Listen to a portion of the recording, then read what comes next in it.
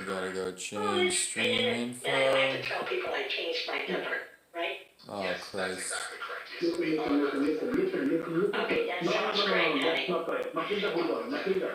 Matilda, All hold on. right. Matilda, hold on. Thank you so much. We'll wait for it. I appreciate you. Of course. Okay. I just want to make sure that your This is current the Gmail glass email shows gulag. as the I'm going to be... gmail.com. Is that correct? What? Your current Gmail address What is... is it? Trying to make me call it the glass house. No, thank you. Yes. Okay, excellent. Gulag number What did you say? 29. We're back in the garage. The current Gmail, what was it? Your new email address to a HughesNet.net account. When will she be getting the number? Yeah. When The will number she should be receive much... the phone number? The new phone number when will she... We're scamming old grandmas. Should be activated as soon as we're able to process the activation fee. Indian superpower. I think my grandson will pay for it. Oh, is that Alice? I'm just kidding. He's not going to pay for it. I'll pay for it. Now, Boom, something 2020. that I do need to quickly run by you here. Next. The credit card that we have on file for you shows Done. that it expired in 2017. Anyone So I can think we're view. gonna have to set up a new payment method for you if that's... Okay, that's fine. Okay, so I just want Okay, to review save. what we have so far. We have Now it's upgraded listed, the folks. Plus plan. It took longer than it should have. Edition. We've also upgraded you to the Senior Platinum plan. That is the pay-by-digit plan. Okay. Let's share this out. We have upgraded your phone from the Go create iPhone bump 2 threads. to the iPhone 11. Ma'am, you We're have the having a good option time. between Platinum, Jet Black, or Philo Blue. We're gonna go post some links up in Twitter. I hope you guys liked the circumcision talk. Have you heard of our one-to-one plan? No. The end of it got a little bit hairy. We'll assign a HughesNet specialist to monitor your account and your incoming calls. This is only something we offer to our most valued and long-term customers, those who've been with us for at least 10 years. Given that you've been with us for much longer than that, we'd like to offer this to you. Now, the Yeah, great this is thing a about problem this with Twitter. I just get is that with sucked into it. one-to-one monitoring, every single phone call that you get, every single incoming phone number will be screened through our So many specialists gifts, all the gifts, to determine whether or all not it's the a phone call animals. you want to receive. If I can interest you in this plan, you should know that it comes at a cost of $59.99 per day, but it is We're absolutely gonna try to unparalleled finish in terms a of bond security. today. So I can sign you up for that. It seems a little Where is the expensive, a little joint? excessive, don't you think? This will be the On the connection. one hand, What's up, ma'am, Funk? I What's know up, my where you're dude? coming from, and I can You understand how can it's just stop for now, okay? You can just expensive. stop for now, please.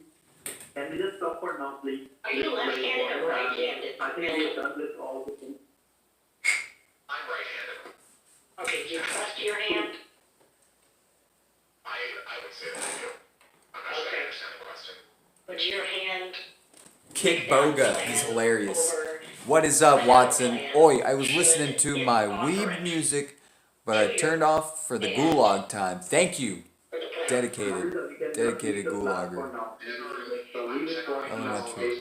Whatever you do, Elementary, my dear Watson. You know that as a HughesNet employee, I'm offered the same plan despite the fact that I'm not technically a senior citizen. And Oh, I forgot my iPad. felt more secure. Okay, I'll take it. Forgot my Goipad 3000. Okay. I'm just gonna put that in here. All right, and then how soon will I have the new number? So the new number will be processed today. The Okay. only thing is that with the processing. Oh, we got Q in the house. Dude, we got the crew. We pretty much have the crew in the house. What is up, guys? That's sort of where my question came in earlier about your payment method. It's showing us that your We got the soldiers in the house, dude. outdated. Okay. Death to Amerifats. Disavow. But, you know, I see where you're coming from. Okay, ma'am, so in terms of the Can't blame you. method, as this is currently outdated. If it's easier for you and Let's more see secure, here. we don't have to get an updated credit card onto our account. We can choose an alternative payment method if that's acceptable to you. Yeah, whatever's easiest. Okay. Ma'am, I'm showing that within 150 miles of your residence, there appears to be a Walmart supercenter. Is that correct? Shit. Yeah. Ma'am, have you heard of Google Play cards? Yeah. Well, I'm happy to take care of the activation fees and the costs for your new phone. You feel me, nigga? I feel you. I have to disavow, dude, because of YouTube. Requires for you to proceed to your nearest Walmart supercenter and purchase 2 Google Play cards. Here we go. of Let's start $500 value. Ma'am, with the warm-up This is our alternative payment method. with the jar. Because Let's your make a little current jar. credit card on file is out of date. In order to secure your information, there's no need for us to take a new credit card number from you. Instead, Okay. process this payment by the acquisition of 2 Google Play cards from the Walmart Supercenter. Wait. Ma'am, do not do this. This is a scam. Go ahead. Madam, this is a scam. Alex, I already have Google Play cards. I thought I wasn't supposed to pay with Google Play cards. No, don't give, madam, don't give. Just hand up. Hand up is first. I understood what is going wrong, okay?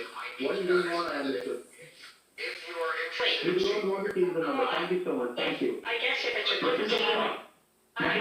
good deal, I could just give you the Google Play. I have some Google Play cards already. I'm ready to write. This guy eggs on scammers Numbers handy. I'm ready to write them and down. makes them waste their time. $1,000. Look at the time in the top right corner. Foundation.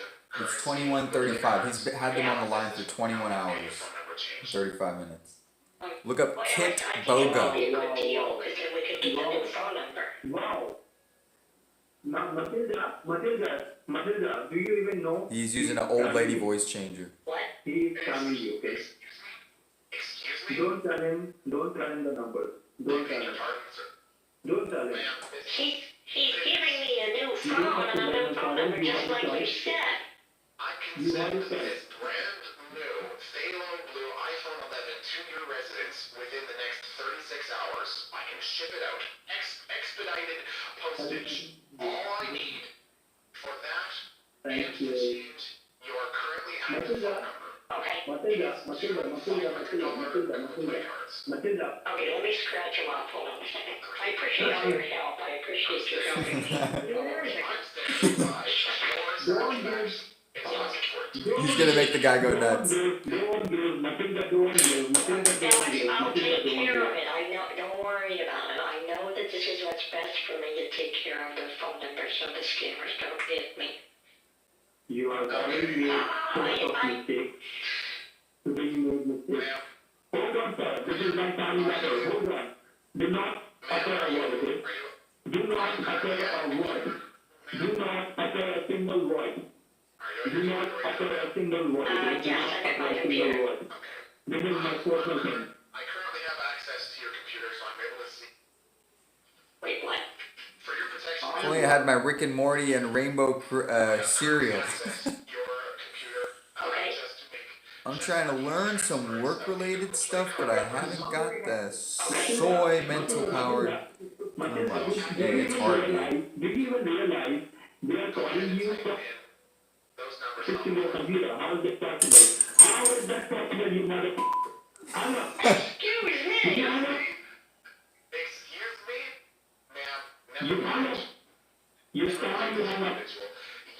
Never mind. Satisfaction. Never mind. What you're writing on the notepad. What you're writing on the What's notepad. going on? Okay, I hung up on this. Dude.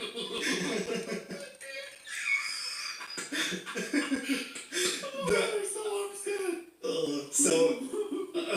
That was excellent.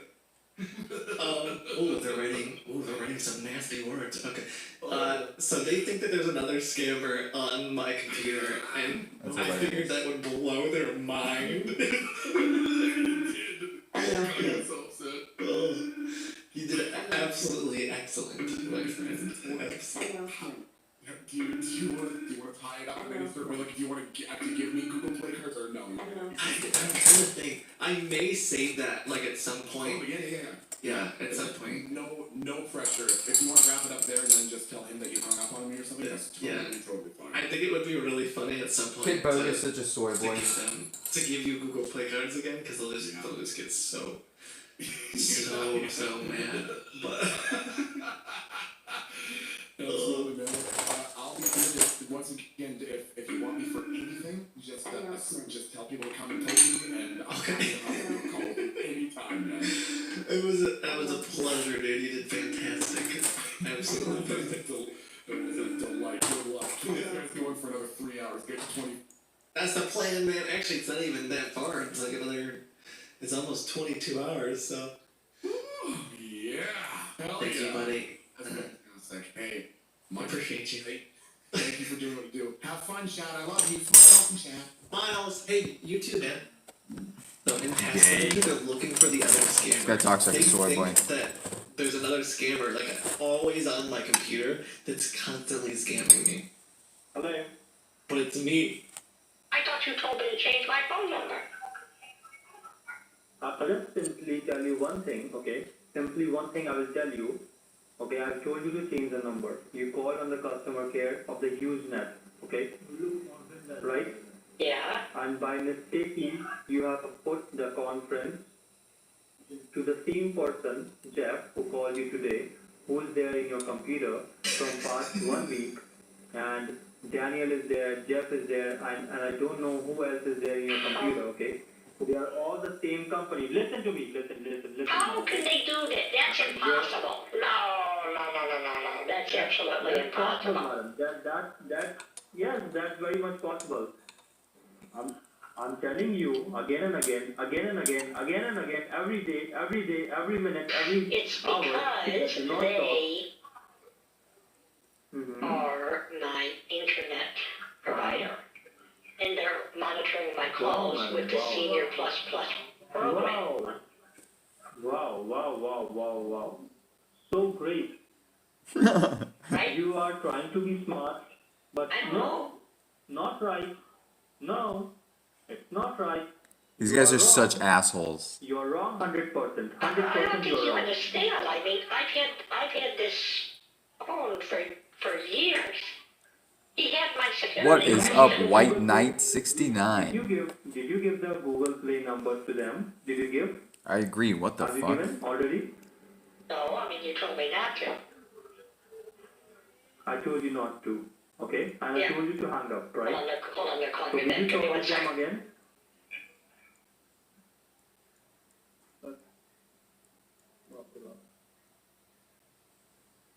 Okay, never mind. They hung up. Hold on. Listen. Hello. They Hello? hung up Hello? on me, sorry. So will you listen to me? What I want to tell you? I wish we didn't even have these things. I wish we didn't have all this newfangled technology, you know. When I was younger, we didn't even have phones, you know. The first phone I used, it was attached to the wall, and it was the size of a small baby. You know, back in my day, you didn't have people calling you all the time trying to steal stuff. See, now We were nice, well-mannered people. I'm just telling you. If you kids weren't on your dang phones, I bet that's it. If everyone would just get rid of their phones and we could start communicating, you know, via the mail, that was the most efficient way of communication. Yes, it's a guy scamming old ladies. If you Or it's a guy pretending to be an old lady. You can actually Trolling tell scammers. by the way people write if they are actually the person that they say they are. And of course, you put a stamp of approval on it with the seal of your family crest. And then if you do that, of course, no one else can fake that. That's literally impossible to fake. No one could ever fake your family crest. So if the Ravens brought it to you, or the mail courier, or whoever it is, He's just rambling. you know, you would definitely know that it's legitimate. Mic No test. one, no one could ever do it. Mic test, mic test, mic test, mic test, 1, 2, 3, 1, 2, 3, mic test, 1, 2, 3, 1, 2, 3, mic test, Okay, mic I test. hear you. I hear you. I was saying about the mail. One of the most secure ways, I think, to communicate is to actually transfer Oh, fuck. letters to one another. Because then if you do it that way, Wake me up when you'll never September be ends. able Wake me up to when September ends. figure out I'll check that out. what to do. Like my grandson, I used to send letters to my grandson and things like that. Hello, hello, hello, hello, hello. Hello, hello, hello, hello, hello, hello, hello, hello, hello. These Pajeets, dude. These Pajeets are so disgusting. Hello, hello, hello, hello, hello, hello. Hello, hello, oh, hello. Hello, I can hear love you. you, Hunter. I can love hear you. you, Hunter. I hear you. I love you, Hunter. Hello, I love you, Hunter. hello, hello. I love you, Hunter. I love you, Hunter. That's the password, yeah. Every day I will not I need don't to know. understand, madam. You need to understand. You are 87 years old. You are 87 years old. Why do I need to make stand every day, madam? Why do you do like this? I told you I'm there with you, available for you 24 into 7. Don't receive any call. You just tell me again and again, I'm receiving a call, hold on. I'm receiving a call, hold on. Why do you do this? Well, I am Why do you do 87 this? years old. I mean, it's I'm not telling easy you reading my that- age. Why do you need to receive a call? It is not required, right? Bomb It is went not off, required bomb to went receive off. a call, Alarm in the right? background. There is a fire alarm test going on. Fire alarm test. Oh my God. Are you Fire okay? alarm. Yes. I'm fine. I'm fine. You're probably trying to Nothing, find I'm something to fine. scare me. What did you do with the cat? What did you do with the cat? Slippery, That's what we need to slippery. talk about. Yesterday you brought some cash from the bank, right? Yeah, $250,000. What did you do with that? I brought it to Chase, just like he told me, and they were not happy. What did they say? Well, I don't know. I gave them the account number, and they said that the account doesn't exist. And then they were trying to figure out why I was trying to transfer $250,000 to an account that doesn't exist. They threatened to get the police department involved, and they yelled at me there. Oh my God. I don't even know how long. I was not laughing at you, okay? I got a text I from have my my call. pastor, Pastor McGillicuddy. From what? From your what? My pastor. Okay. He says, food gained by fraud tastes sweet, but one ends up with a mouthful of gravel. Hallelujah. Wow. That really hits home. Hello? Hello? I hung up on him because I can't hear. I think they want me to call back. Because they're afraid of the other scammer being on the phone. Listen to me. Can you hear me now? Can you hear me? Can you hear me? Can you hear me? Can you hear me? Why did I choose this one? This is too small. What was I thinking? Yeah, I'm near my computer. Don't Happy say anniversary, your honey. computer. Don't say. It's a pleasure. Happy anniversary. Yeah, okay. That's a pleasure too. Wow. That's a pleasure too. Okay, I'm gonna set it up so that I think I am gonna redeem the cards again some way, one way or another. They hate it so much. I've done it so many times, but I think we can play it It's off so as like, funny. you know, I don't know any better, kind of a thing. It's so fucking funny. I can't hear what you're saying. Yes, do not be in front of the computer first of all. Go in another room, okay? Go in another room. And you need to change this computer as soon as possible. You cannot use this computer anymore, okay? Okay? They don't want me to type it into my computer. I have to come Your up with a mobile reason number why I will would be do changed, it. I hope so. and you need to change this computer as soon as possible. Madam, I'm telling you, do not be in front of the computer. Your computer can blast at any point of time. Okay. It's Your fine. computer will blast, madam. So what do you want? You want the Google Play cards, or Don't be is in that front what of the you computer. want? Don't be in front of the computer. Leave your room as soon as possible. Leave I'm your room, free go to in be another lost. room. Google Play cards? Go in another room, guys. Go in another room. Do not be in front of the computer. Go in. Okay. So they can't see right now. I gotta do it one more time. For all time's sake. So this is fake. This is spoofed. It's not real, but they believe it. Ezra just went nuts and smashed all his shit on stream. I bet he would go viral. I've smashed a lot of things. Do not be in front of the computer, okay? What? What do you mean? Somebody should do a Your computer is going to blast. live stream highlights of that cut I'm trying to of that glass disaster. I'm giving you the cards. Oh, this is hilarious. They know what's about to happen. They know. They know.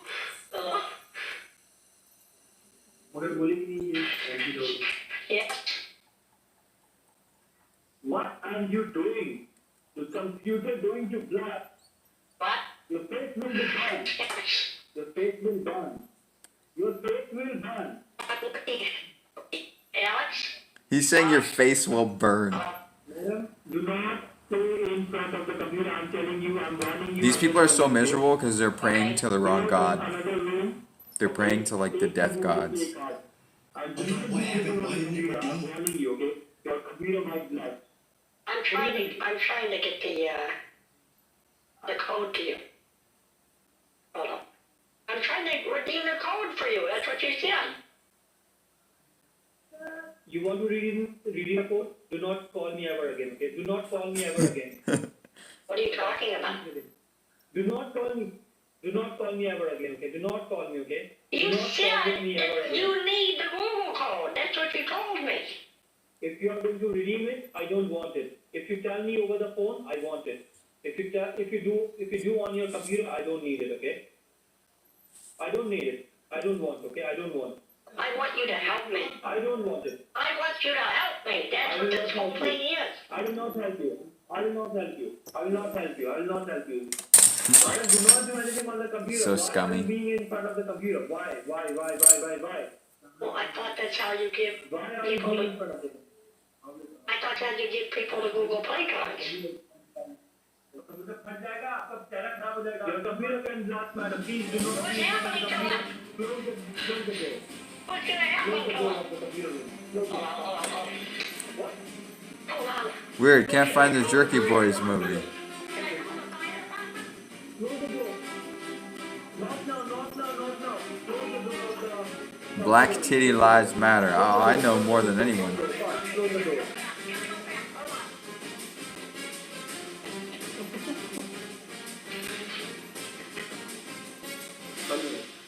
Okay, do you have the Google Play card in your hand? Tell me first. Tell me the number first. Tell me the number. It's starting with S. Tell me first. Tell me. Okay, hold on. Tell me over the phone. Tell me over the phone. Tell me You're over the stressing phone. me out. You're stressing me out. Don't worry. Don't worry, I'm there with you. Don't worry, I'm there with you. Don't worry. Tell me the alphabet. Tell me the alphabet of the Google Play first. Tell me first. Over the phone, tell me first. Oh, Do not look try anything on what the the computer. Do cat not dragged do in, and I wish you could see what I see right now. The mailman's coming. Sorry? I moved into the front room, and the mailman's coming. Okay, no problem. I don't want... Oh, he's got his khakis on today, baby.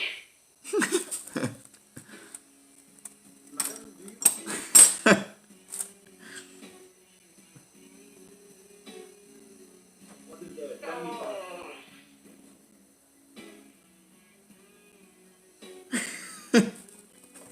It's just funny. Get more deliveries. I need to get more deliveries. I swear it. Will you tell me the You Google can Play card deliver. number or not? Will you tell me the Google Play card number? Yes or no? I will hang up. If you say no, I will hang up. If you can I tell think me this is over the the first phone. time that I didn't Okay, accidentally I will say talk if with he you. can deliver his tell me? packages every day or something. Don't worry. Now just tell me the Google Play number. Just flip the card on the back. Well, they're in front of, I left them in front of the computer. They're over in front of the computer, and I can't go back in there. Okay, go and bring it back. Go and bring it back. And close the door of the computer. No, Go I'm and not bring it back. going back in there. You said it's gonna explode. No way am I going back in there.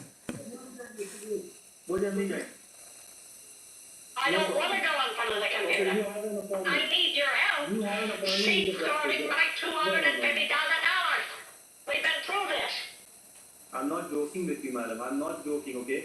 You're not listening to me. You're not following my instructions. Then how will I safeguard your money? How will I safeguard you? I have cash that you told me to take out of the bank. You're not Yeah. listening to me, How? madam. Okay, That is the Alex, problem. do you ever, let me ask you a question. Do you ever feel like you're lacking critical information? No, Okay, we're not doing that. because I feel like that sometimes, so Okay. I just So, wondered if we will I felt, tell you, I'll just tell you one thing. Will you do that for me? well, I want to know about the bank account. Help me help you to help me helping me. Help you, sorry, I want to help you so that you can help me. Hello? Yes, madam. Where are you? I'm in the bathroom. We're in the bathroom. So, the card is there with you or not? Just testing. I put it on the computer like you said. I told you to tell me over the phone. Well, Okay? I told you to tell me over the phone. Okay, where are you right now? Do you have the card in your hand? Do not do anything on the computer, please. I request you. I just hold my hand in front of you, madam. Please. why are you holding your hands in front of me? Don't try You know, anything. I have an idea. You know what, Alex? I'm going to make a promise. What? I have an idea. I'm not going to give anyone a gift card ever again. No, I'm not going to give I'm not giving anyone gift cards ever again. I'm done with that. I'm not getting scammed anymore. Will you give me? Just no more gift cards, right? No more gift cards. So That's the safest thing to do, right? The leftovers which you have, will you give that to me or not? Yes or no? No? I mean, what do you need that for? I will tell you what I need that for. Okay? First, give me the numbers. Before that, I will not tell you. I will not tell you before that. If you give me, I will tell you. They're If you so don't give me, despicable. I will not tell you. But you So, told me do that you no one, trust me? you told me not to give anyone the cards before. I thought, No problem, madam. No problem. You do not have to give me. You okay. can just Yeah, I do would whatever prefer to you just like. not give anyone the cards and I'll call Okay, Google and thank you. and Thank you so try to much. Thank you so much. refund Thank it. you, madam. Thank you. Now, Okay. can we Thank talk you. about what to do with the cash?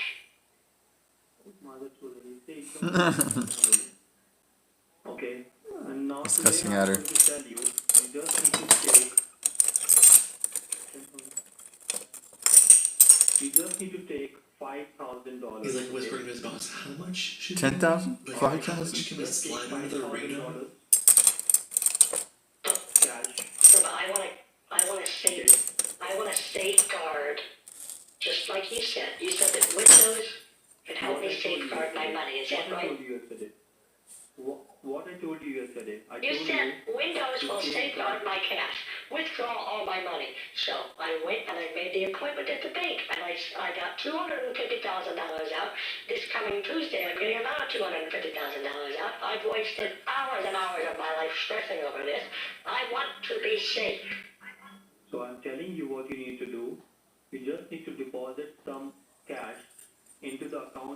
I'm going to give you, which I gave you yesterday instead, okay? Alright, Eric.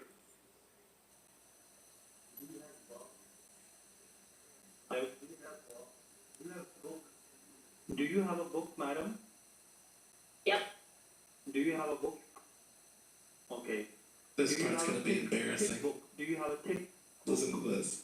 I'm telling you to put some money into the book, okay? Okay. Alright? Oh, I'd like give it to the church. No, you don't have to give it Yeah, to he's the scamming Pajeets. He's trolling them. He's scamming them for their time. Basically, their money. I'm telling you a name and I'm giving you an address, okay? You just have to FedEx that, okay? What? You just need to FedEx it. Okay, so you want me to put money in a book? Yes. Why? And wrap it with the, sorry? Why? It's like so people, Because you So have it's to hidden. write your money. they're trying to make it so if someone's like looking I through told you yesterday like that the you have to put scanners or some money whatever in the that, bank because you're account. not supposed to You just have send put cash through them. and do the FedEx, right? Do you have Sephora near to your home? Sephora? Yeah, of course. My granddaughter, she loves their makeup. I've taken her to the mall before. You can tell there's like 3 or 4 of them like, oh my god, what do we do? Right? We gotta steal the money, somehow. Yes, ma'am. Listen to me. Okay, is this Bill? We gave you account yesterday. Right? Is this Bill? Hello? Hello? I hate him, dude. Bill. I can't believe I share genetic, Talk with you. He's some the like richest man genetic in the world. admixture with him. He's going to talk with you. Disgusts me. I don't know. I don't know. Oh my god. What This is dumb. What happened, I madam? What just happened? Will you want listen to to me or know, what? how can I safeguard my $250,000? I'm done with the cards. I'm done with driving around. I'm done with wasting my time. I am telling you the solution. You are not listening to me. I I'm don't telling want you to the get in solution. my You are car not with listening to $10,000. me. I want to take all of my money and I want it to be safe. Can I be honest with you? Can I be honest with you? Listen, stop talking. You're acting like a little baby. All you do is talk. I'm getting fed up with you. If you talk like this, I will not talk with you Listen. today. Listen to me. You said that you were like my grandson. Now it's time to pull yourself up by the bootstraps and help me. Such a boomer. If I could, I would give you all of the money right now for you to safeguard it, so I don't have to deal with this anymore. You understand? I'm telling you one. Do you understand me? What Now, I'm going to how can tell I you? give you all of the money? You just need to understand the final time I'm going to tell you. Okay? You need to take $10,000. No. You know what? Okay, I gotta go take I'm done. No. Okay. I'll let the curtain fade. There. That's it? Hey, I genuinely hope that you enjoyed the video. That was If so you like these anticlimactic. scams, I got a chance to laugh, because you definitely deserve it. If you haven't already, consider checking out the twitch.tv live stream. It's at twitch.tv/Kiboga, where there almost every day of the week we call scammers and hang out. In the wise words of Bob Ross, happy painting. God bless.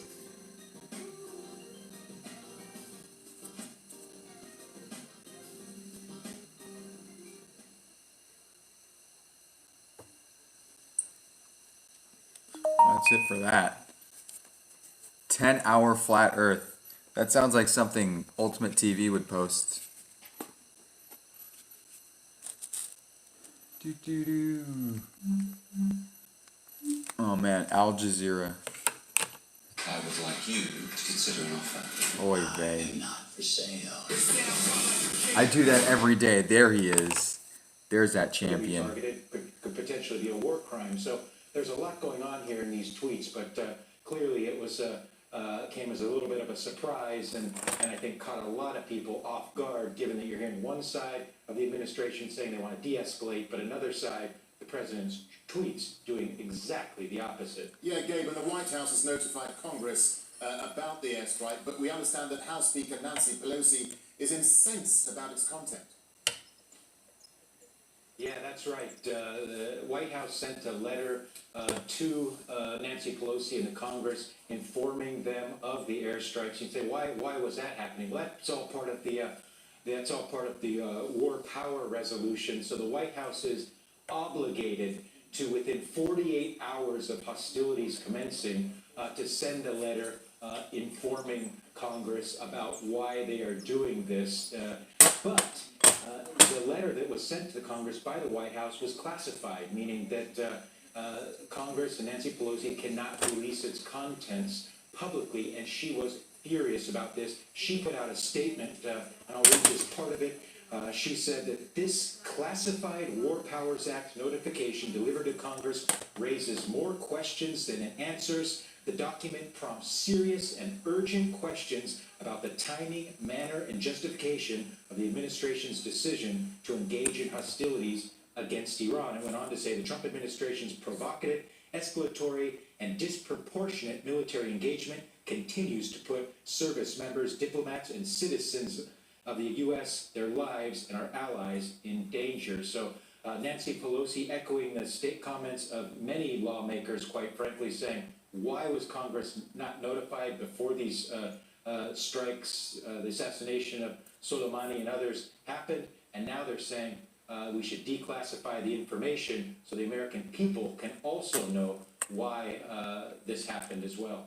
All right, so Gabriel Elizondo there live for us in Washington, D.C. Gabe, thank you. Meanwhile, there have been more rocket attacks in and around the Iraqi capital, Baghdad. One exploded in the heavily fortified Green Zone, that's near the American embassy. Two others hit close to an Iraqi airbase where there are US troops and contractors. And the Hezbollah Brigade, that's a pro-Iran paramilitary group, is warning Iraqi forces to stay away from US bases. Well, grief and rage have filled the streets of Baghdad and the Shia holy cities of Karbala and Najaf. Funeral processions were held for Iranian commander Qasem Soleimani and Iraqi militia leader Abu Mahdi al-Mohandes, who was also killed alongside him. But before Donald Trump sent his tweets, diplomats and leaders have been scrambling to ease the crisis between Iran and the US. Qatar's foreign minister was dispatched to meet Iran's leaders as France, the UK and Saudi Arabia all called for calm. Well, let's get the latest from Baghdad now. Osama bin Laden reports on those new rocket attacks and how Iraqis are mourning Qasem Soleimani. Multiple attacks have been reported in and around Iraq's capital, Baghdad. 3 incidents confirmed by Iraqi security forces. One took place inside the fortified Green Zone, where projectiles have landed near the U.S. Embassy compound.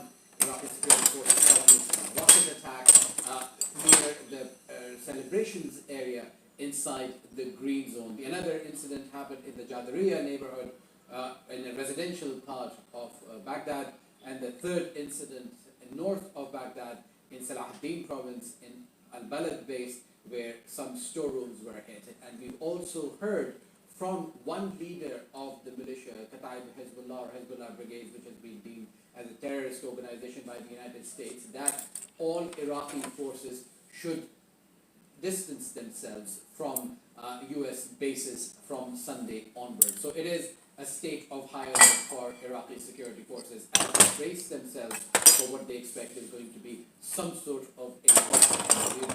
We've also seen a flurry of diplomatic activity to try and de-escalate the situation in the region. This is being spearheaded by Qatar's foreign minister, who went to the Iranian capital and met not just the president but his counterpart as well there.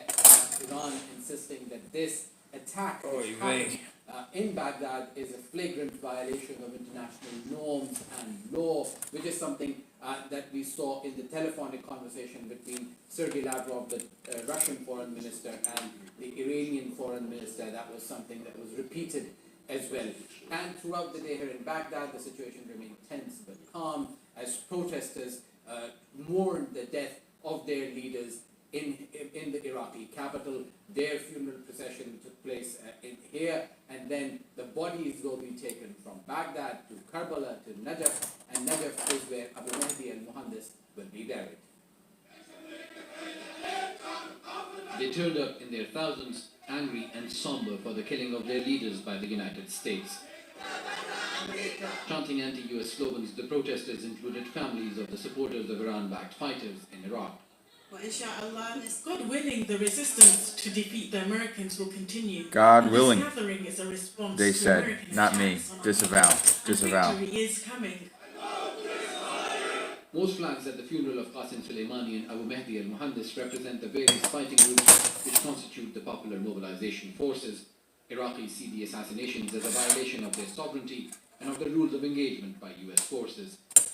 Individuals the US has called terrorists and public enemies are heroes to many in Iraq. That's why the current and former prime ministers came to pay their respects. The leader of the Popular Mobilization Forces, who is also the National Security Advisor, also walked with the procession. America's tyranny will fade as it exceeds its limits with arrogance. We demand the Iraqi government and parliament legislate to make Iraq stronger with the Popular Mobilization Forces, the army and its people. On Sunday, we want good news from Parliament, no procrastination and no delays. We must get rid of dirty forces standing on Iraqi chests. The banners of Hezbollah brigades are prominent. The US State Department has declared the Shia armed group a terrorist organization. Its fighters were recently targeted by the US on the Iraq-Syria border, and that was the reason cited by pro-Iranian groups for attacking the US embassy compound in Baghdad. Abu Mahdi al-Muhandis was the brigade's former leader. We lost commanders of the Hashad who liberated Iraq, liberated provinces occupied by ISIL. Iraq fought on behalf of all the world. This violation has all Iraqi people angry and condemning this awful crime.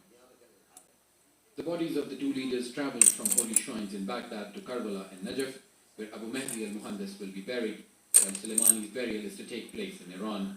Receiving messages of support for Iraq's sovereignty, President Barham Saleh has spoken to world leaders, including the Turkish and French presidents. They agreed on taking measures to prevent Iraq from becoming a battleground. Arvin, you just want to see his foreskin. That's what she said. And commanders of pro-Iranian groups say in death Qasim Soleimani could achieve the victory he wanted to expel US troops from Iraq. The parliament's extraordinary session is already under mounting public pressure to legislate against the presence of US forces in Iraq. But with a weak interim government with limited legislative powers, the government is likely to not meet those expectations. Salman Javed Al Jazeera, Baghdad. Libya's health ministry says at least 30 people have been killed after an airstrike by forces loyal to the warlord Khalifa Haftar. That death toll infected lives, Warlord. with many more bodies at the scene. A military attack was targeted in the capital. It's the latest attack in Haftar's ongoing offensive to seize Tripoli from the UN-recognised government. Haftar's forces are backed by Egypt, the UAE and Saudi Arabia. But Mahmoud Abdul Wahid is in Tripoli. He says most of the victims are believed to have been young cadets who were not on active duty. It's very chaotic at the hospitals, the public hospitals where the victims were transferred from the military academy that was hit by a drone loyal to the warlord Khalifa Haftar. We just came back from one of the public hospitals where the victims are receiving treatments, and medical sources there say that it was so difficult for them to identify bodies of the dead victims because most of the dead bodies were either burned or torn apart by the attack. Now, medical sources also say that they have been calling, the health ministry has been calling on people to go to the Jesus hospitals fucking to Christ. donate, TV is just blood. like Most of the victims scenes are from hell. aged 18 to 22, and they're military students from all cities and areas in Libya. They do not. We spoke to the commander, the head of this military academy, said that they don't have anything to do with the ongoing fighting for control of Tripoli. They're just students of military academy. They're not fighting against Haftar's forces. That's why there is no reason why his forces are targeting this military academy. And meanwhile, Haftar's fighter jets also targeted the main gate of Aitiga airport, and the aviation has been halted in the airport, and all flights have been diverted again to Misrata airport, about 2.5 hours drive to the east from the capital, Tripoli. 14 people have been killed and 19 others wounded in a roadside bomb attack on a bus in Burkina Faso. 7 school children were among the dead. The bus Jesus drove Christ, over an dude. improvised explosive device in the Tahani Just bad area of news on top of bad news coming from over no there. claim of responsibility, but it happened in a region where armed groups have recently increased their attacks. The bus was part of a 3-vehicle convoy carrying 160 passengers. Lots more still to come here in Al Jazeera, including Indonesia is in the grip of the worst floods anyone can remember, and even more rain is coming.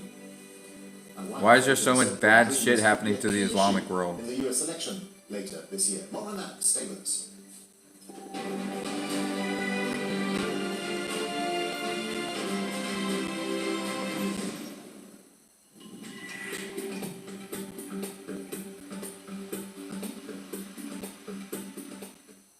Hello there, not a bad picture at all across much of the United States. Certainly these southern and eastern areas, that rain and cloud moving its way quite rapidly really up towards the far Oy northeast. vey. So the central plains looking Oh really good. shit, this We thing's have not got charging, some I noise forgot. in place I gotta across plug it the in. northern states.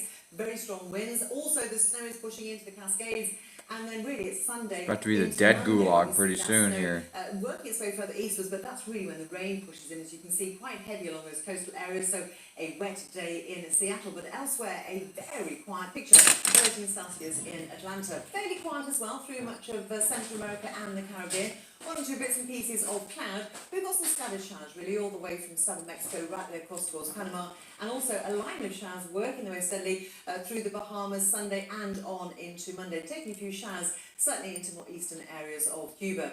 We've had some very heavy rain, particularly into southern areas of Brazil, and this rain has led to problems. We've actually had landslides and also mudslides, lots of rain through the streets. This, as I say, in the southern states, they had about a third of the January total in 24 hours. So in terms of what's happening next, a few more showers in the forecast on Sunday, certainly a wet area with a high there of 25.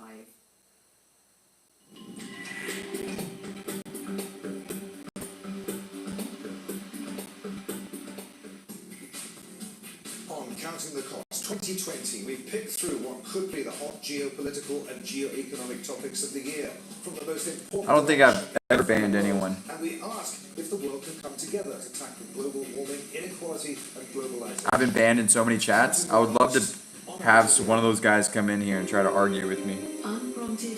Banning is so gay, to be honest.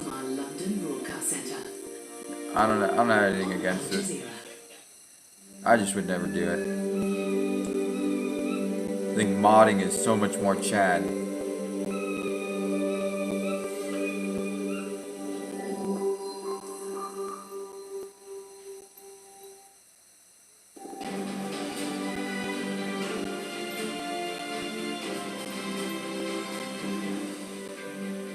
Welcome back to a good reminder of our top stories here on Al Jazeera. US President Donald Trump has sent a series of tweets warning Iran against taking any retaliatory action for the killing of top military commander Qasem Soleimani.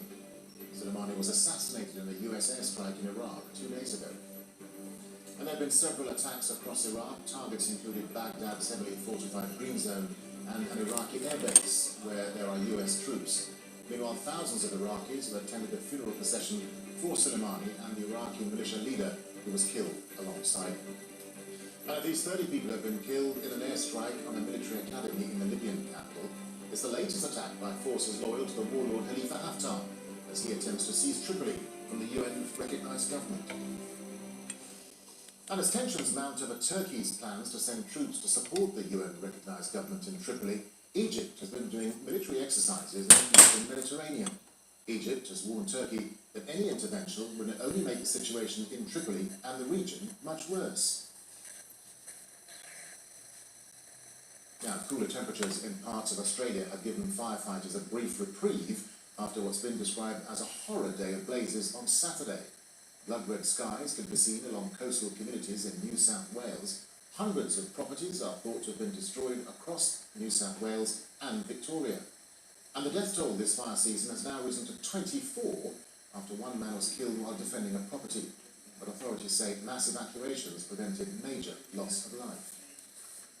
This is the most significant, this is the most comprehensive, and the most dramatic in terms of escalation of response by a Commonwealth government that we've seen to a disaster such as this. And I believe that's where we need to focus our attention, and we are seeking obviously to communicate that directly to Australians to ensure that they can have comfort that the response is matching the need. Jessica Washington has this update now from Bateman's Bay on the New South Wales coast.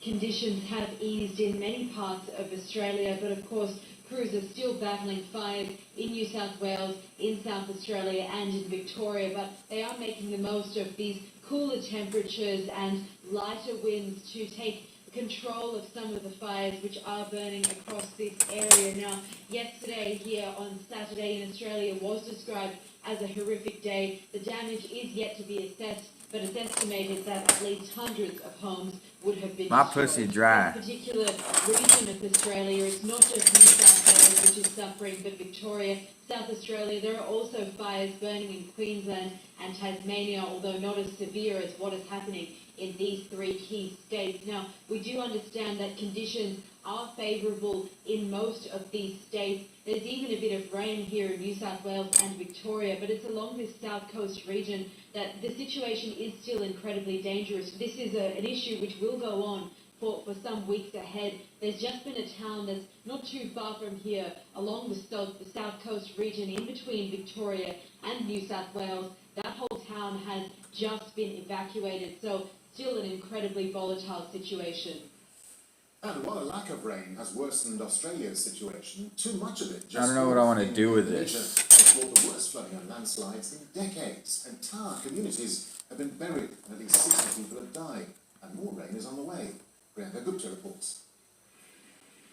A torrent of mud sweeping through homes, destroying roads, bridges and farmlands. These are Indonesia's worst floods in more than a decade. Thousands of people are cut off from the outside world, some still buried under heaps of mud.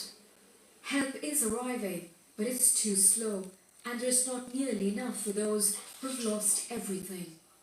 I didn't manage to evacuate anything. I lost my small stall. My house remains, but the windows and doors Yeah, are that gone. sucks. Torrential rain began on New Year's Eve, triggering landslides and causing rivers to break their banks. Mudslides and bad weather are making it hard for rescue workers to reach those stranded in remote areas. Base Pajit, thank you. We have evacuated people from several places. It is impossible for them because particularly Lebak is badly devastated with no access for vehicles. Nearly 400,000 people are crammed into makeshift shelters in and around the capital Jakarta. In some areas, water has receded, but the threat of diseases like dengue and hepatitis A is rising, and there are signs of more rain. The peak of the rainy season is in February and March, so we're still facing possible floods. We're now modifying weather so the rain won't fall in the cities.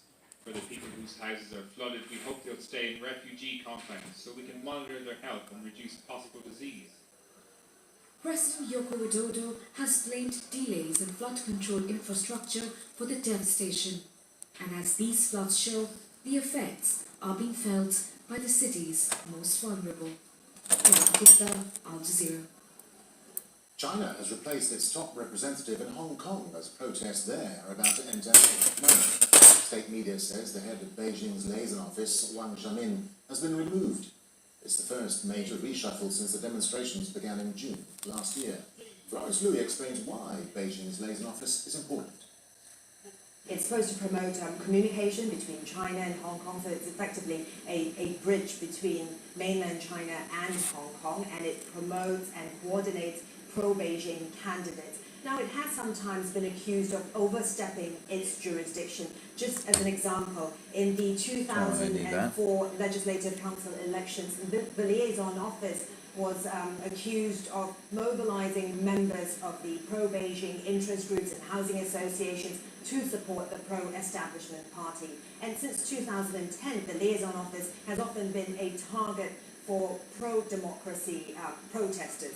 Now, as to what sort of practical impact it will have on Hong Kong politically, It might be a little bit too soon to tell. We don't really know yet whether the signals that China is going to adopt a more hard-line stance when it comes to its treatment of the anti-government protests in Hong Kong. But what's Oy interesting vey, to what a note is the disaster. timing. Now, this reshuffle, the first major reshuffle since the protests began 7 months ago, comes 6 weeks after pro-Beijing candidates suffered a humiliating defeat at local district council elections. So while it may be a little bit too soon to tell whether this signals how China is going to be handling the protests in Hong Kong, we know that the timing of this is certainly interesting.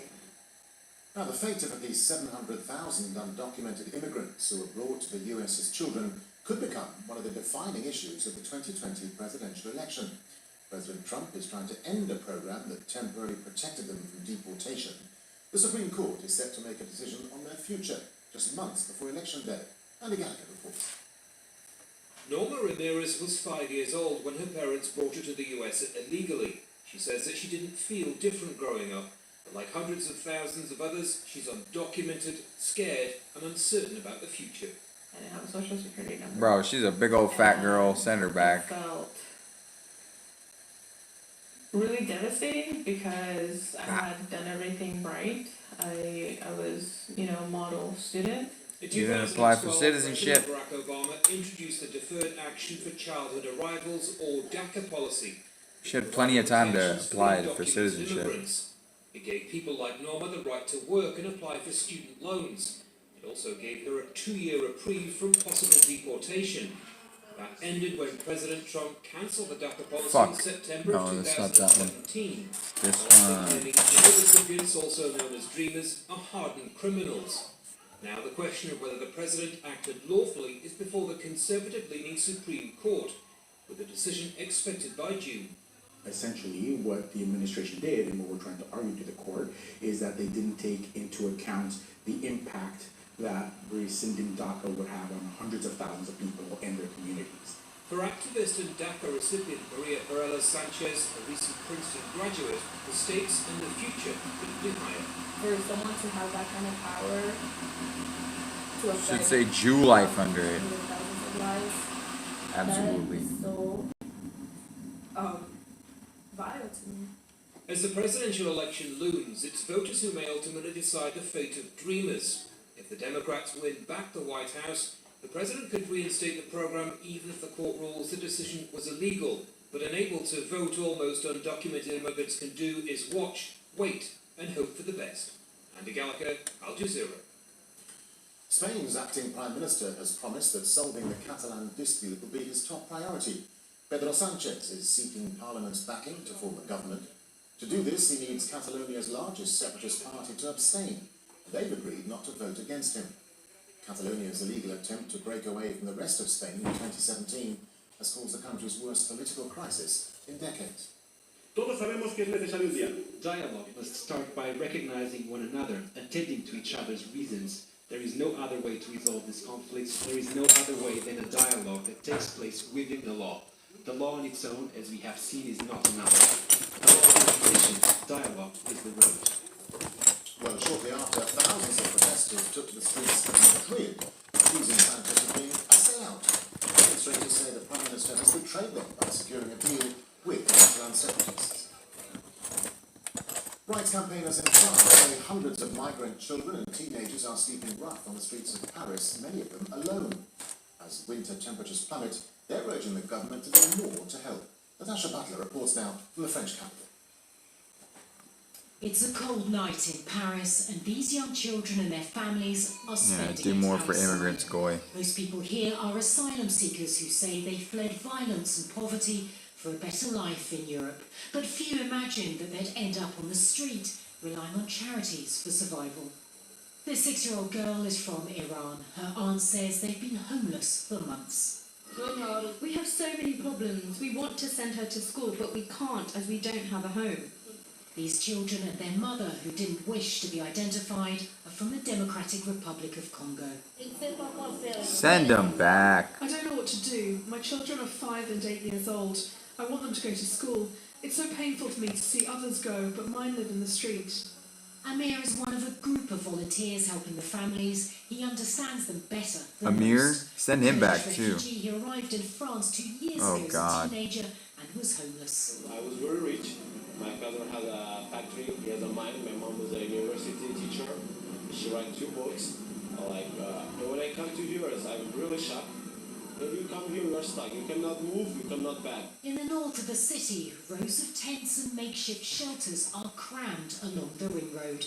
Campaigners say that hundreds of children and teenagers are sleeping on the streets of Paris, often in appalling conditions like this. And what activists say is that the French government is flouting international rules by failing to protect minors. Under French law, all minors should be protected by the state, but at this charity's day centre, staff say many young people sleep outdoors for months, waiting for a judge to formally recognise their age. There are many minors that are not recognized as such, so they are not benefiting from help from the state, and they are basically put back in the street without any support.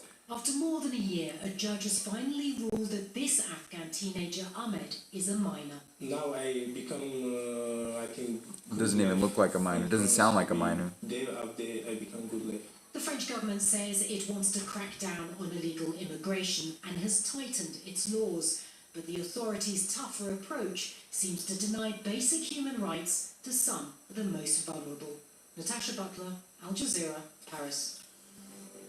And don't forget, you can catch up with all the news on our website. There it is. Man, send them all back. The address, aljazeera.com.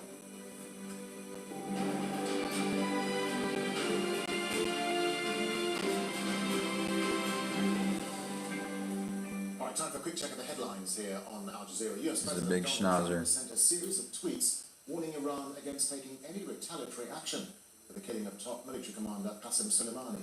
Oh God, Soleimani what was have I done? assassinated in a US airstrike in Iraq 2 days ago. Trump says his country will respond to Iranian sites if Iran targets Americans. Gabriel Elizondo has more now from Washington, D.C. These tweets were very harsh and very strong words by the president, and somewhat beak. surprising, if you will, because all day we've been hearing from administration officials, including Secretary of State Mike Pompeo, saying that the U.S. wanted to de-escalate the situation as much as they could, given the situation. But then you see these very incendiary tweets from President Trump, basically saying that the U.S. has these 52 targets on their list. Well, earlier there were several rocket attacks across Iraq. Targets included Baghdad's heavily fortified Green Zone and an Iraqi airbase where there are US troops. Meanwhile, thousands of Iraqis have attended the funeral procession for Soleimani and the Iraqi militia leader who was killed alongside him. In other news, 14 people have been killed and 19 others wounded in a roadside bomb attack on a bus in Burkina Faso. 7 school children were among the dead. There's been no claim of responsibility. Libya's health ministry says at least 30 people have been killed after an airstrike by forces loyal to warlord Khalifa Haftar. A military academy was targeted in the capital. It's the latest attack in Haftar's ongoing offensive to seize Tripoli from the UN-recognised government.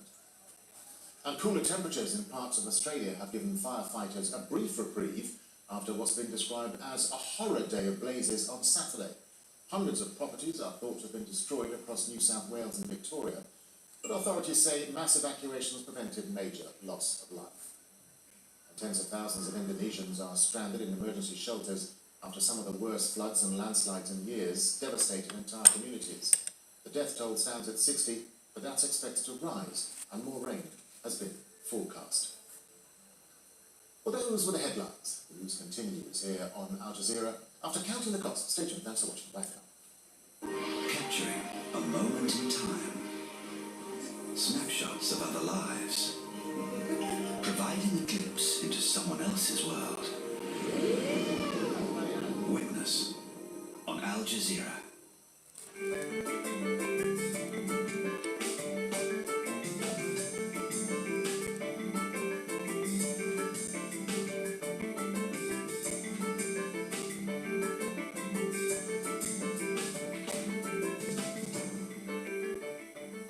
Hello, I'm Adrian Finnegan, and this This is Cutting the Cost on Al Jazeera, your weekly look at the world of business and economics. This week, Jesus Christ. Could be the hot geopolitical and geo-economic topics of the year. From the most important election in the free world, will President Trump Mayday. another term? Oh no. Okay, good. I thought I burnt my screen. Can the world come together to tackle global warming and globalization? Back it up a little bit. And will we see more people on the streets amid concern that wealth is unequally spread across society? The International Monetary Fund's new managing director, Kristalina Georgieva, has described the global outlook as precarious. Trade tensions could cut global economic growth by 0.8%, or $700 billion. Now that's roughly the size of the Swiss economy. Central bankers have been pretty clear that any slowdown this year would require governments to step in with stimulus packages. Why? Well, because monetary policy, that is interest rates and quantitative easing, is at the limits of what can be achieved. And there are so many variables. Buy The US Bitcoin. election, a lack of leadership as the United States steps back on the world stage, and climate change. And if 2019 is anything to go by, we'll see more protests over austerity and the economic model that has led to wage growth stagnation over the last few decades. We've got together a panel of experts to cast an eye over the year ahead and to give us some insights as to what to expect. Joining us here in Doha, Akbar Khan, who's Senior Director of Asset Management at Al Rayyan Investment Bank, Jairo Lugo Kando, who's the Residence Professor at Northwestern University in Qatar and a Latin America analyst. And from London, joining us is Charles Hecker. Charles is a Senior Partner at Control Risks. Gentlemen, welcome to you all. Charles, let's begin with you. The US election, of course, is going to be keenly watched. That's an understatement. We've had a president that's shown little regard for liberal world order, attacking allies, the World Trade Organization. He's demanded the reshoring of industry. Whichever way you look at it, how is that going to change the way the world works in 2020? Yeah, Adrian, you're absolutely right. People are going to be watching the U.S. campaign more closely than ever, and it's probably one of the more important presidential campaigns in recent memory. And before we even know the final candidate pairing, the very fact that there's a presidential campaign in the United States next year runs the risk of changing geopolitics a little bit. There are a few things that we're watching particularly carefully. Number one, of course, is the relationship between the United States and China.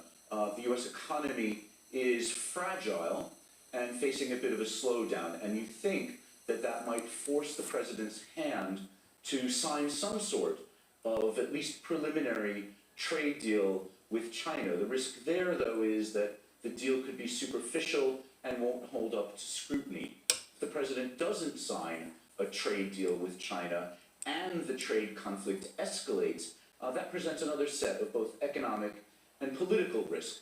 The other thing that the president has to be careful about in the coming year is that everyone understands that during a campaign, the appetite for military conflict is incredibly low, and that may encourage some other actors to take action around the world and understand that the United States may not respond. So we're looking at North Korea. What if North Korea starts its missile testing program again and sort of pushes the geopolitical envelope a little bit, knowing that there's not that much the president may be able to do in a campaign season.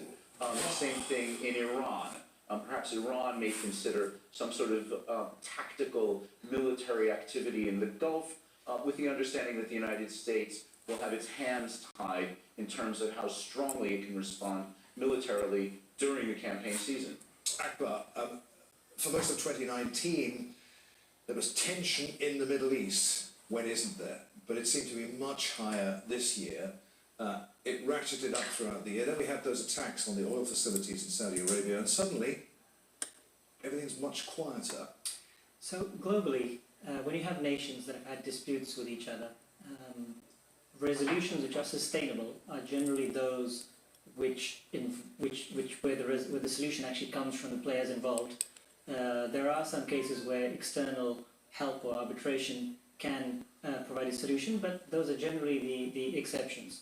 So if the players involved in a dispute are the ones that are finding a resolution and are finding their way through whatever disputes they have, that's probably going to point to a more meaningful and more sustainable solution. And are you talking about the Gulf crisis in particular here, with the blockading of Qatar, or are you talking about the Gulf region in general? Yeah, okay. You can talk about the Gulf crisis. You can talk about issues with Iran. So I think if the players in the region who have more to gain or lose, depending on which directions things go in, if they're the ones in control of the conversation, you probably have a more sustainable solution. So they don't need Trump. I mean, to a certain extent, he's sidelined. He's out of their calculations. I think no country can ever have the largest country and the most powerful country in the world out of their calculations. But I think if you're trying to negotiate and find a solution between your neighbours, it's probably helpful if you're talking to each other directly than through an interview. Sure. And that's what's happening as far as the blockade of Qatar is concerned as well, in that there seems to be some sort of thaw. We had, of course, the Gulf Cup, the football tournament here in Qatar, and all of the blockading nations participated, and that seemed to go pretty well. It did. I mean, since went a little overboard on the nose. Began, that's probably the most significant step, where you had a final in Doha where Saudi and Bahrain were playing, and that's pretty newsworthy just by itself. So, clearly that's an interesting and positive development, but I think for there to be movement on the blockade, we've had several fallstones before. I think all the countries which are against Qatar need to be united in seeking and wanting to move forward. So that's important. It doesn't seem to be the case at the moment. I read the Trump administration threw its weight behind the opposition in Venezuela in 2019. What can we expect in 2020? Well, first that I think that things will continue the same for a while, so we can wait for a series of move in terms of negotiation rather than pushing for regime change. So I think that's going to take longer than the U.S. administration originally thought. In fact, the Economist Unit, Intelligence Unit changed its forecast from Maduro losing power to Maduro staying in power, and I think that's going to be true for the next few months at least. But I think Venezuela, in the context of Latin America, in terms of economics and politics, is rather irrelevant now. We're talking about the three major economies, which are Mexico, Brazil, and Argentina, are facing a very difficult challenge. First of all, those economies which failed in the past 10 years to reform really, to restructure really, are still very dependent on commodities. And in the face of a fragile international economy, this fragility is going to start showing up. The commodity price has not really moved, and in many cases, some of the key ones have fallen down. For example, copper, that affects a lot of Chile. Chile, on the other hand, which was the engine of growth for Latin America, is now facing huge economic political turmoils, which means that the forecast for growth of Chile is dire. So Latin America is in a crossroad at the moment. Argentina has a new left-wing president, Fernandez. And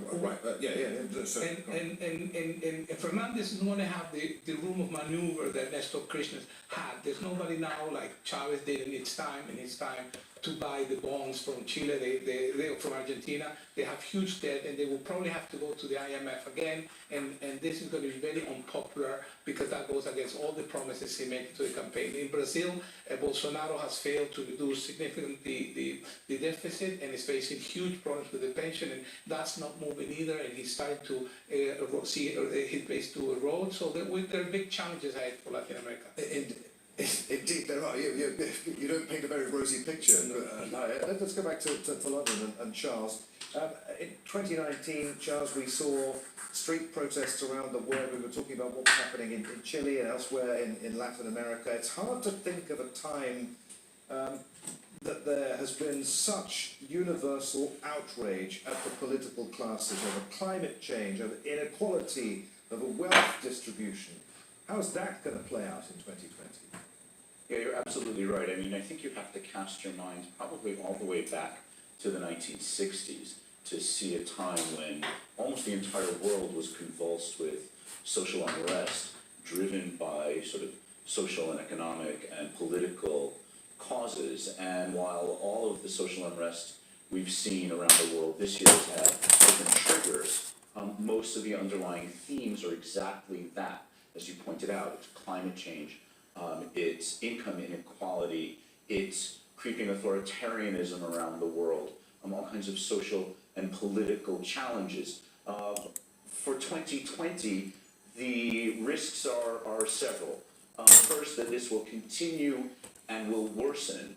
And then we also think for companies, we think that there's a chance that there's going to be a certain amount of contagion and that these issues will move primarily out of the political arena. Most of these activities have been aimed at governments, but there is a risk in 2020 that this sort of social unrest and civil unrest will be aimed in the commercial sphere, and that companies are going to have to get on top of their games and ahead of the issues when it comes to slowing or acknowledging or dealing with climate control, or in, let's say, gender representation on boards of directors, or indeed in how they compensate their most senior executives and their most junior executives.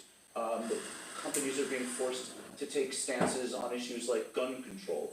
And so we think that there's a serious possibility that companies will become political actors in these spheres in 2020 as well. That's fascinating. It sounds also expensive. Is that going to affect the bottom line? And how does that sort of change, if you like, in attitude and direction go down with shareholders? Yeah, you're right. There's always a bit of a trade-off and calculations that ideally need to be made in advance about what the costs of understanding political trends and social trends are. I think I would argue that the costs of misunderstanding or misreading the social winds of 2020 will be much more expensive to companies than anticipating and getting ahead of events or getting ahead of protest movements. Akbar, we've seen our fair share of protests, the wind of social change blowing through the Middle East in places like Lebanon and Iraq. What about the situation in Lebanon right now? There's a big deadline for the country coming up in March when it is expected to repay its debt. Is it going to miss that deadline? That's $1 billion question, actually, 1.2 billion to be precise. Yes, so clearly Lebanon has the ability to pay. The question is about the willingness. If you look at their gold and foreign exchange reserves, they are more than $45 billion. So clearly they do have resources. If you look at the value of all outstanding sovereign debt, not just the one that's maturing in March of this year, it's about $28 billion. Now the interesting thing is there's been discussions about what their options are. Should they simply default? Should they do a haircut? Should they just pay as normal? 20 of that 28 billion is actually held by domestic banks, and it's held within the country. So you're not going to be hurting the foreign investor, you're going to be hurting yourself. So it would make a lot of sense for Lebanon to actually make the payments so that they don't inflict further damage on themselves. It's easy politically to say, oh, don't worry, let's not repay the foreigners. The problem is the banking sector, who owns a lot of that 20 billion. I would post shit on that fucking Instagram, dude. I need to. Just generally, the last resort for a government is to default on Yeah, sovereign debt. I gotta post on the actual thing though. Capital markets for a long time.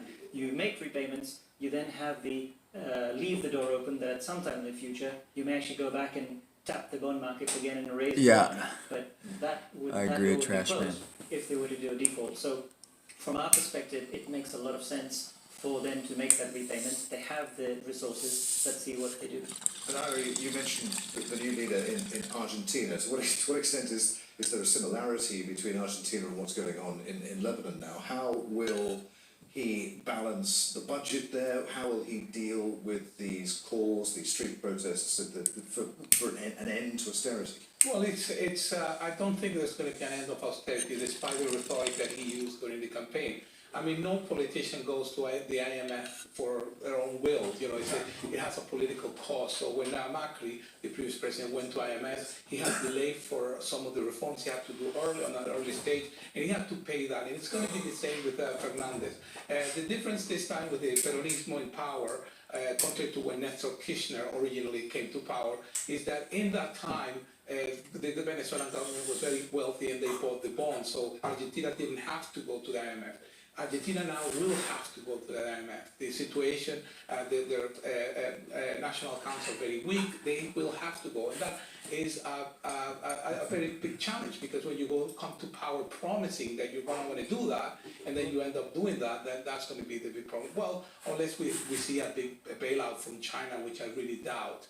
I think the positive stories in Latin America is going to be in the near future. Mexico, despite the rhetoric of the anti-US rhetoric of the Mexican government, I think they're very willing to sign a trade agreement, a renewed trade agreement with Canada and the United States, and that's going to be a huge impulse to Mexico. A lot of the business, I actually am very pessimistic with regards to the deal with China, and I think the United States in that case, a lot of the companies are pushing the administration to sign the deal to Mexico and start moving some of the operations into Mexico. So I think Mexico, in terms of my perspectives for the year 2020, has a more positive outlook. It will all depend on how much López Obrador managed to reconcile between his rhetoric and the reality of the economy.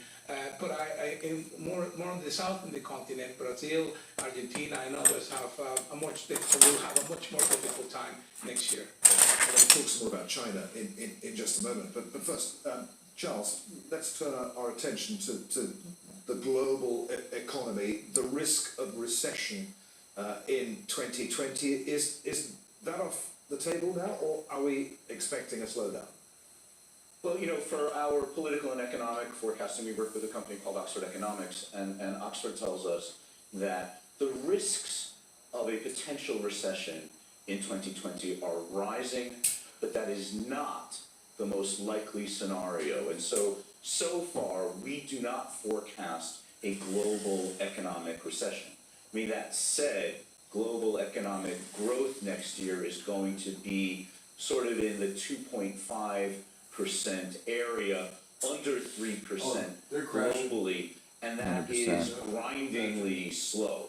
2019 was one of the slowest growth years since the start of the global financial crisis in 2008, and it looks like 2020 will not be much better. We forecast fairly slow growth in the Eurozone, fairly slow growth and dropping growth from 2019 in the United States. And so while recession is not yet on the table, it may be, getting its elbows ready to rest right there. Akbar, to what extent will China be a drag on the global economy in 2020, or does that very much depend upon what happens in the trade war? The trade war is clearly critical, but also what's also important is China's ability to reflate, to stimulate their own economy. The resources that they have now available are more limited than previously. I'm some good, years dude. ago, they spent a lot of money and did a fantastic job in not only stimulating their economy, but kickstarting some growth globally. Now they do have the ability, and they've been taking some measures in the last few months, particularly as the trade conflict has escalated.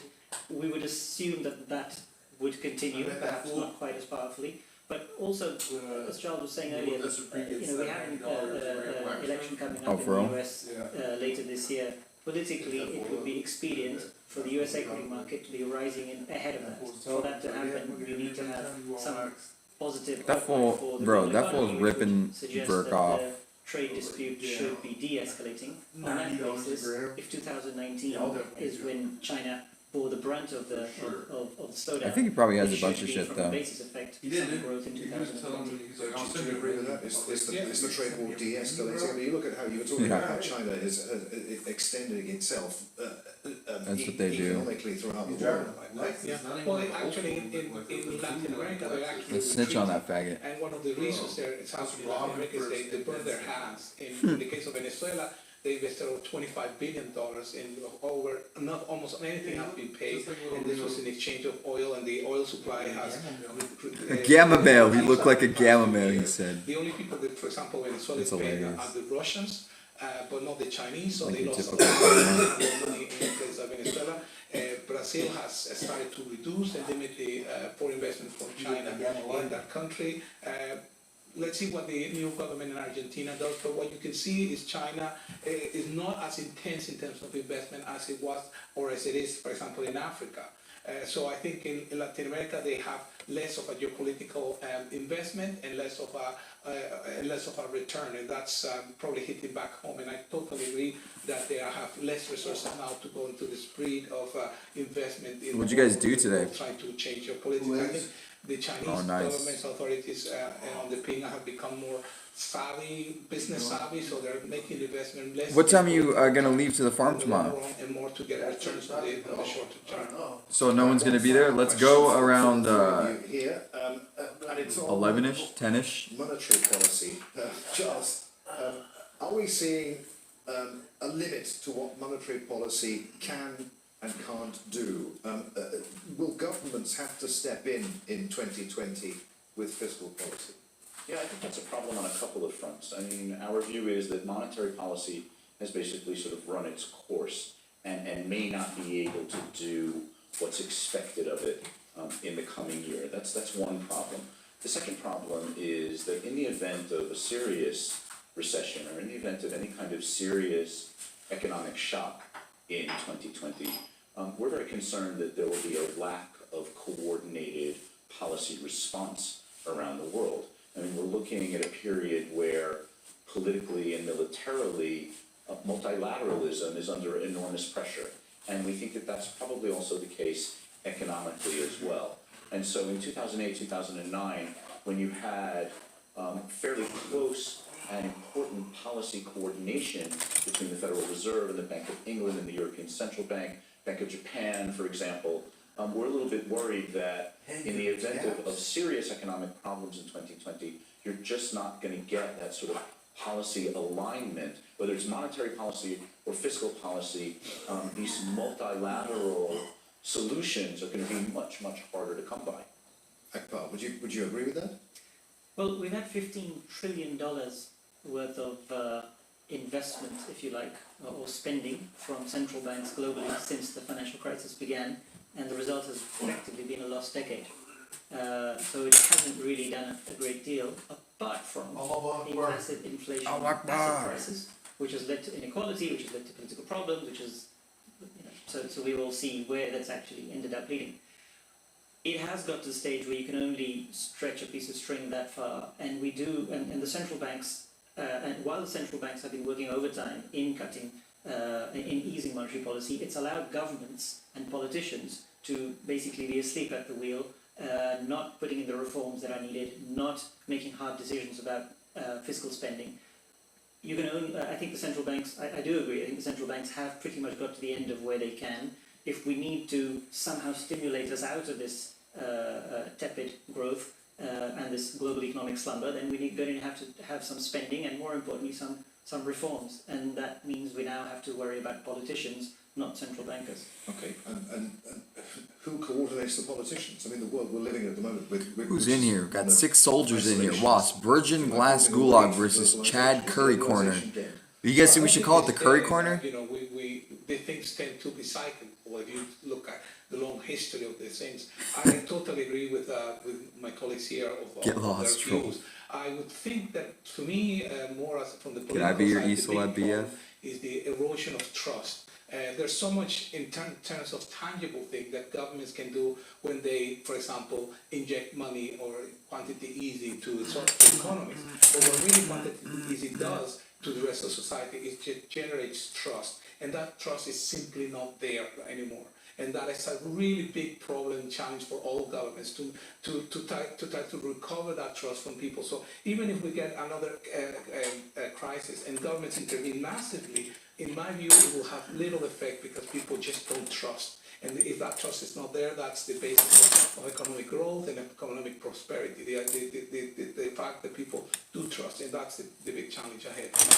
Well, gentlemen, to use that cliche, early time will Well, tell. gentlemen. I wish you all a happy and prosperous and healthy New Year. Many thanks indeed for being with us. Akbar Khan, Haro Luga Otambo, and Akbar Khan. And that's it for Counting the Cost for this week. If you'd like to comment on anything you've seen, you can get in touch with me. I'm at A Finnegan on Twitter.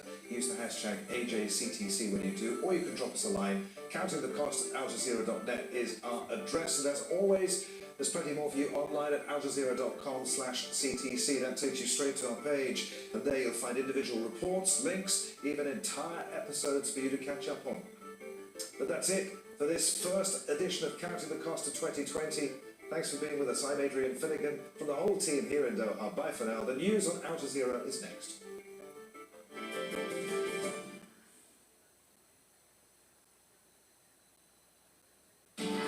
Violence is power. Force is the political wildcard that ultimately shapes world order. The structure that is defended at all cost. That sounded pretty Masonic. Or through the crushing of their will. People and Power exposes the use and abuse of power around the world. On Al Jazeera. More than 10 years after the global financial crisis. You've taken home more than $480 million. Your company is now bankrupt. Our economy is in a state of crisis. I have a very basic question for you. Is this fair? Millions lost their homes in the US alone. Who is held responsible? I will be fabulously wealthy, and I will not pay any price for it. Thank you, Lord. The men who stole the world on Al Jazeera. Based capitalism? Al Jazeera. Wherever you are.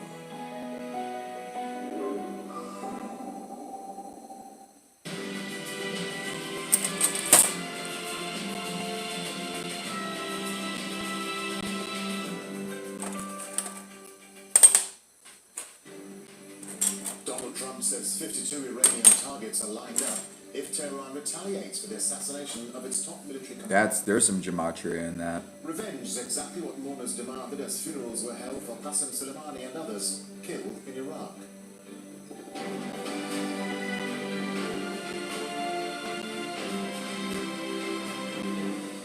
Hello, I'm Darren Jordan. This is Al Jazeera, live from Doha. Also coming up, forces loyal to the Libyan warlord Khalifa Haftar launched airstrikes on a military academy, killing at least 30 people. Plus, the daytime sky darkens to blood red in Australia after another day of disrupted bushfires.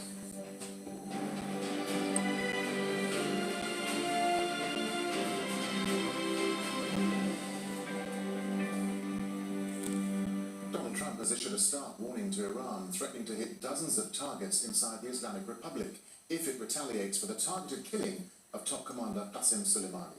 The US president fired off a series of tweets, part of which said Iran is What a woman. very boldly about targeting certain USA assets as revenge for our ridding the world of their terrorist leader.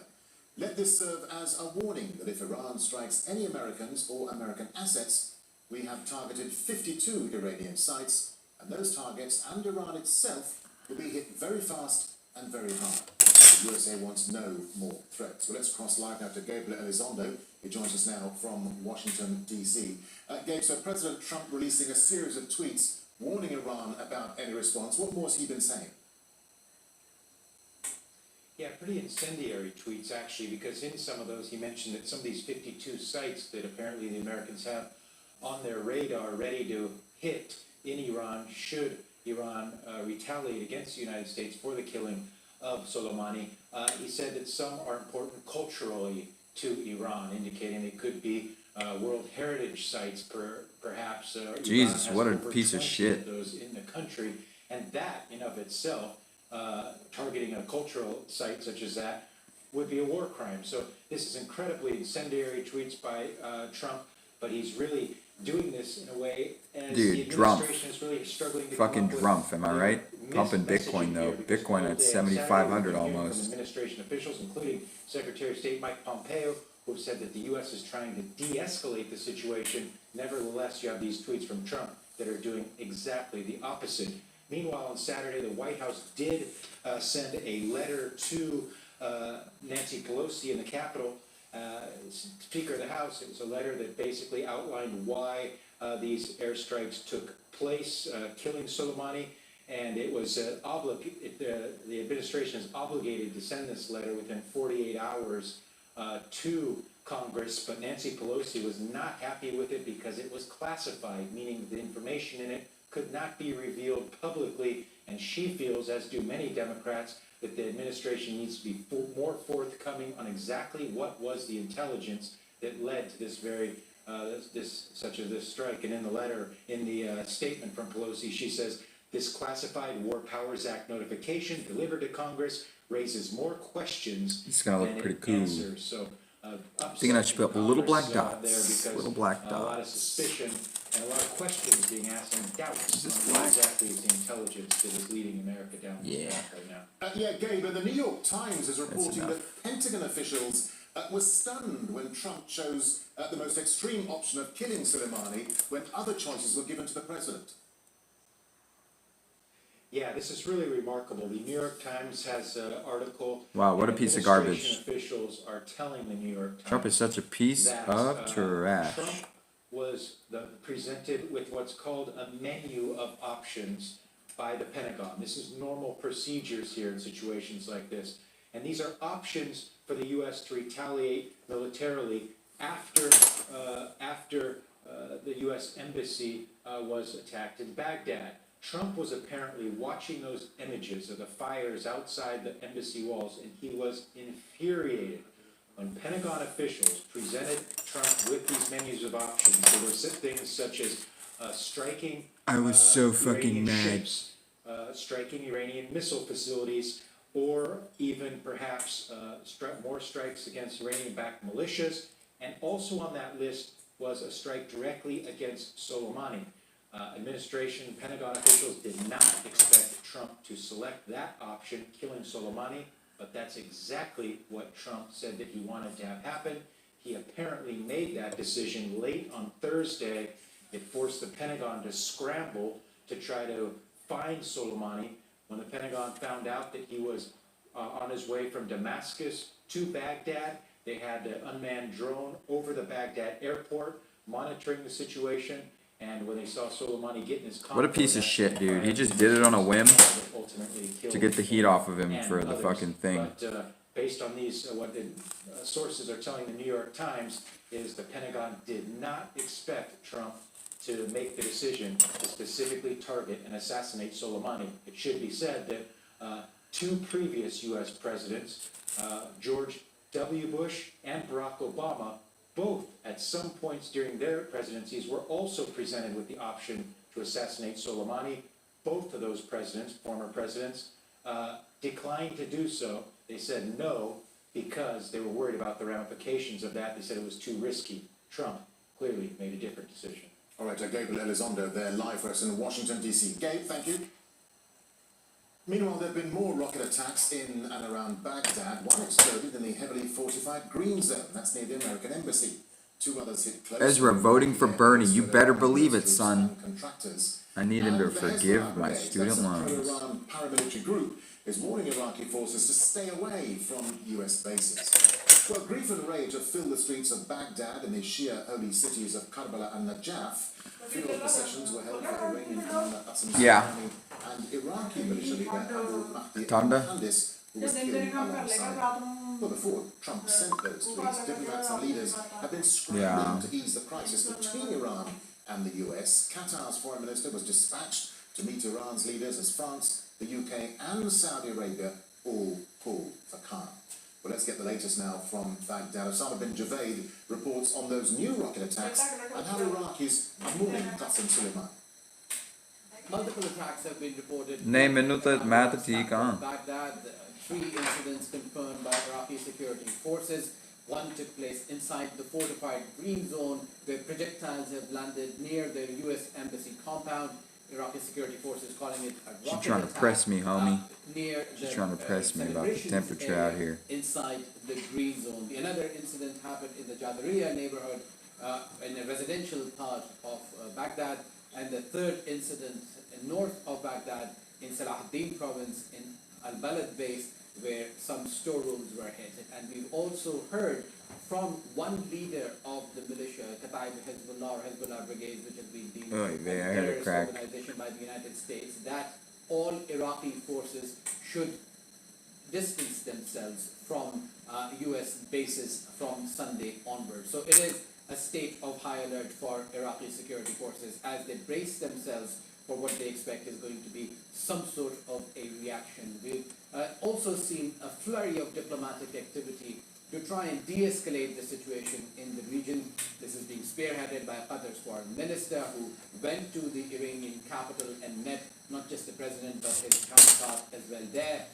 Iran insisting that this attack which happened in Baghdad is a flagrant violation of international norms and law. This is something that we saw in the telephonic conversation between Sergei Lavrov, the Russian foreign minister, and the Iranian foreign minister. That was something that was repeated as well. And throughout the day here in Baghdad, the situation remained tense but calm as protesters mourned the death of their leaders in the Iraqi capital. Their funeral procession took place in here, and then the bodies will be taken from Baghdad to Karbala to Najaf, and Najaf is where Abu Mahdi al-Muhandis will be buried. They turned up in their thousands, angry and somber for the killing of their leaders by the United States. Chanting anti-US slogans, the protesters included families of the supporters of Iran-backed fighters in Iraq. God willing, the resistance to defeat the Americans will continue, and this gathering is a response to American attacks on our leaders, and victory is coming. Most flags at the funeral of Qasim Soleimani and Abu Mahdi al-Muhandis represent the various fighting groups which constitute the Popular Mobilization Forces. Iraqis see the assassinations as a violation of their sovereignty and of the rules of engagement by US forces. Individuals the US has called terrorists and public enemies are heroes to many in Iraq. That's why the current and former prime ministers came to pay their respects. The leader of the Popular Mobilization Forces, who is also the National Security Advisor, also walked with the procession. America's tyranny will fade as it exceeds its limits with arrogance. We demand the Iraqi government and parliament legislate to make Iraq stronger with the Popular Mobilization Forces, the army and its people. On Sunday, we want good news from Parliament, no procrastination and no delays. We must get rid of dirty forces standing on Iraqi chests. The banners of Hezbollah brigades are prominent. The US State Department has declared the Shia armed group a terrorist organization. Its fighters were recently targeted by the US on the Iraq-Syria border, and that was the reason cited by pro-Iranian groups for attacking the US embassy compound in Baghdad. Abu Mahdi al-Muhandis was the brigade's former leader. We lost commanders of the Hashad who liberated Iraq, liberated provinces occupied by ISIL. Iraq fought on behalf of all the world. This violation has all Iraqi people angry and condemning this awful crime. The bodies of the two leaders travelled from holy shrines in Baghdad to Karbala and Najaf, where Abu Mahdi al-Muhandis will be buried, while Soleimani's burial is to take place in Iran. Receiving messages of support for Iraq's sovereignty, President Barham Saleh has spoken to world leaders, including the Turkish and French presidents. They agreed on taking measures to prevent Iraq from becoming a battleground for other countries to settle their scores. MPs and commanders of pro-Iranian groups say in death Qasim Soleimani could achieve the victory he wanted to expel US troops from Iraq. The parliament's extraordinary session is already under mounting public pressure to legislate against the presence of US forces in Iraq. But with a weak interim government with limited legislative powers, the government is likely to not meet those expectations. Salam Javed Al-Jazeera, Baghdad. Well, Qasim Soleimani is being honoured at a ceremony in the southwestern city of Al-Baz. And these are live pictures coming to us here at Al Jazeera from that procession. We're expecting that the body will arrive back in Iran. We're not sure if it has yet, but when it does, he'll be taken to the holy city of Mashhad and then on to the Iranian capital, Tehran. He'll be buried in his hometown of Kerman on Tuesday. So live pictures coming to us here at Al Jazeera from Kerman? the session. We have a Kerman. Qasem Soleimani in Iraq. Now, Libya's health ministry says at least 30 people have been killed after an airstrike by forces loyal to warlord Khalifa Haftar. That death toll is expected to rise with reports of many more bodies at the scene. A military academy was targeted in the capital. It's the latest attack in Haftar's ongoing offensive to seize Tripoli from the UN-recognized government. Haftar's forces are backed by Egypt, the UAE and Saudi Arabia. Well, Mahmoud Abdelwahed is in Tripoli. He says most of the victims are believed to have been young cadets who were not on active duty. It's very chaotic at the hospitals, the public hospitals where the victims were transferred from the military academy that was hit by a drone loyal to the warlord Khalifa Haftar. We just came back from one of the public hospitals where the victims are receiving their treatments, and medical sources there say that it was so difficult for them to identify bodies of the dead victims because most of the dead bodies were either burned or torn apart by the attack. Now, medical sources also say that they have been calling, the health ministry has been calling on people to go to the hospitals to donate blood. Most of the victims are aged 18 to 22 and they're military students from all cities and areas in Libya. They do not. We spoke to the commander, the head of this military academy said that they don't have anything to do with the ongoing fighting for control of Tripoli. They're just students of military academy. They're not fighting against Haftar's forces. That's why there is no reason why his forces are targeting this military academy. And meanwhile, Haftar's fighter jets also targeted the main gate of Maitiga airport, and the aviation has been halted in the airport, and all flights have been diverted again to Misrata airport, about 2.5 hours drive to the east from the capital, Tripoli. Now, 14 people have been killed and 19 others wounded in a roadside bomb attack on a bus in Burkina Faso. 7 school children were among the dead. The bus drove over an improvised explosive device in the Tahani area of Sou province. There's been no claim of responsibility, but it happened in a region where armed groups have recently increased their attacks. The bus was part of a 3-vehicle convoy carrying 160 passengers. Time for a short break here in Al Jazeera. When we come back, one murder every 15 minutes. The security situation in Mexico reaches crisis point. And why the fate of the so-called dreamers could be a key issue in the US election later this year. More on that. Stay with us.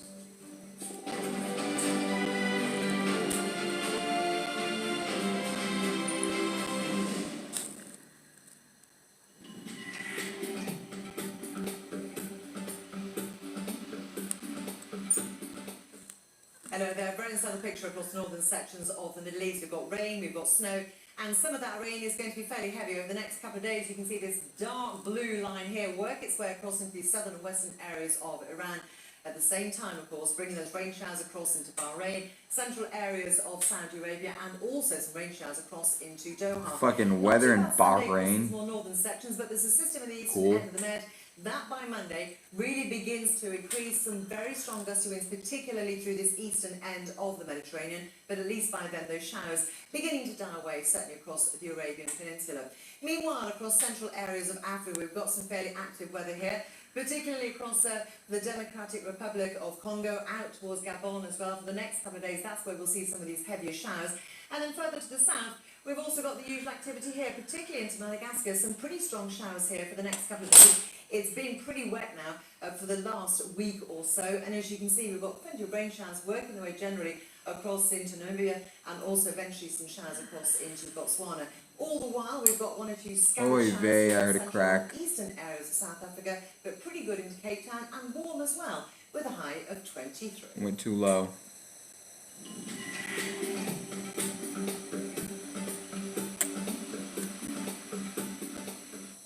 For the nomadic Dakar tribe, survival is about reaching their destination. If we don't hurry, we'll never be able to get the tent up in the storm. We follow the Mongolian herdsmen on a treacherous migration. It's dangerous. The ice is thin. As they strive to preserve their traditional way of life. We sometimes lose our cattle. They will die of cold or because of the storms. Risking it all, Mongolia, on Al Jazeera. Oh shit, my oxygen was on the entire time? Christ, what a mess.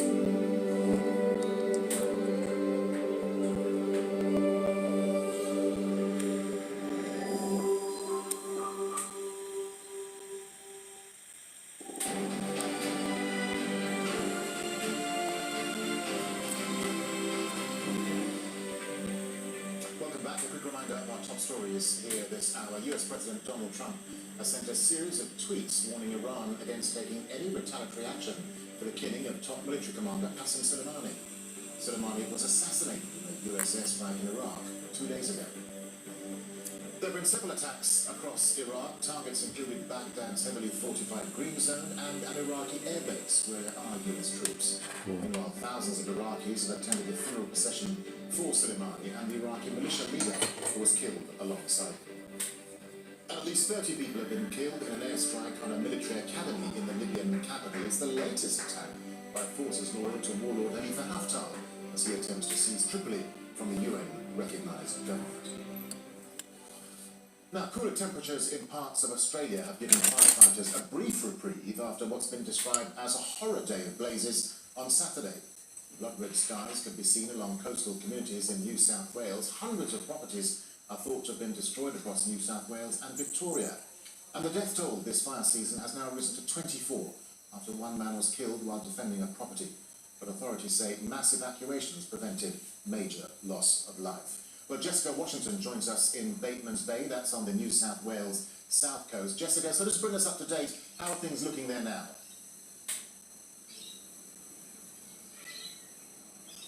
Well, Darren, conditions, as you have just said, have improved. We are seeing these cooler temperatures and very light winds. That is helping crews who are... That was more of a delay than when the moon landing happened. Fires burning at emergency levels in New South Wales, Victoria and South Australia. That's 3 Australian states. Authorities very much keeping an eye on that east coast region of Australia, because while this is a day of cooler temperatures and more favourable conditions, the crisis is far from over. We have actually had a bit of rain today, which many people are quite happy about. It's certainly not enough to bring this crisis to an end. And Jessica, the Australian Prime Minister Scott Morrison has come under more criticism for his handling of the disaster. How has he been responding?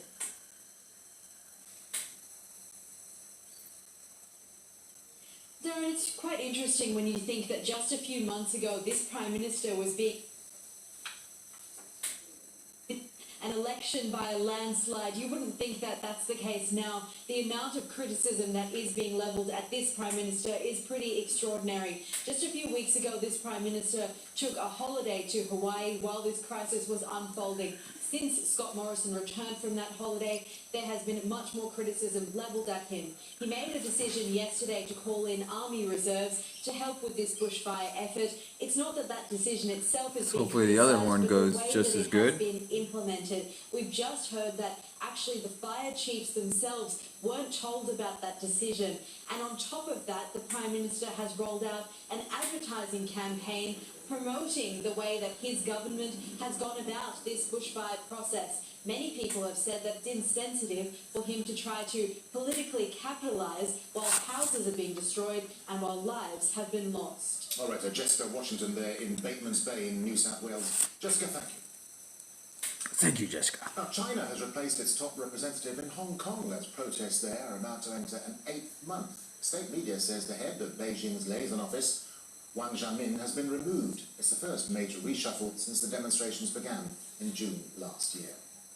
Uh-oh, Q. The fate of at least 700 Q's probably happy. undocumented immigrants who were brought to the Oy US as vey. children could become one of the defining issues of the 2020 presidential election. We'll call it a President Trump mole. is trying to end a program that temporarily protected them from deportation. The Supreme Court is set to make a decision on their future just months before Election Day. Annie Gallagher reports. Norma Ramirez was 5 years old when her parents brought her to the US illegally. Oy vey, not Says this that she fucking didn't feel story different again. growing up. But like hundreds of thousands of others, she's undocumented, scared, and uncertain about the future. I didn't have a social security number. And it felt really devastating because I had done everything right. I was, you know, a model student. In Dude, 2012, President tell us your Barack Obama GPA, you introduced fatty. Deferred Action for Childhood Arrivals, or DACA policy. She didn't even tell us her GPA. She just said model student. Immigrants. It gave people like Norma the right to work and apply for student loans. It also gave her a 2-year reprieve from possible deportation. That ended when President Trump cancelled the DACA policy in September of 2017, falsely claiming many Fuck yeah, recipients, MAGA. also known as dreamers, are hardened criminals. MAGA, baby. Now the question of whether the president acted lawfully MAGA, is before baby. a conservative-leaning Supreme Court, with a decision expected by June. Essentially, what the administration did, and what we're trying to argue to the court, is that they didn't take into account the impact that rescinding DACA would have on hundreds of thousands of people and their communities. For activist and DACA Bro, kick her the recipient fuck Maria out. No Sanchez, sympathy recent here. Princeton group- Kick her out. Get her out of here. Get her fat, ugly ass out of here. Sorry. Sorry, fatty. Fuck it. We're watching a history of Grand Theft Auto. It's an hour long. Once was a young and foolish dragon who came to ask a wise and cunning lion about acquiring his territory. Oh, dude, no way. What is he live on? How could he? He started to walk. My dude. You forget the laws of the jungle. The young succeed the old. It's really warming up now. Miga. Make Israel great again, yes sir. Dude, what is Owen doing on right now? It's late as shit. What is this freaking psychopath doing?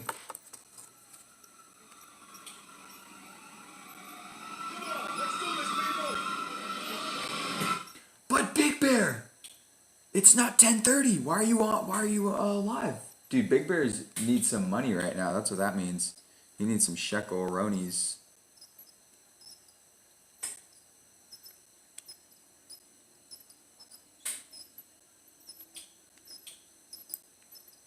Oh, don't crack on me.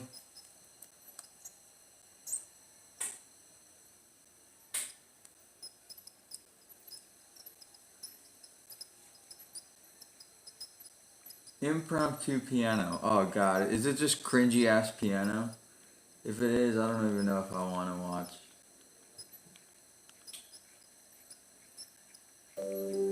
God damn it, it is.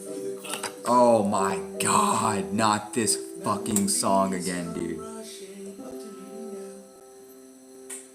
Does anybody here remember Virulent? Stop it. How she said that we will meet again some sunny day. Vera, what has become of you? So gay, dude.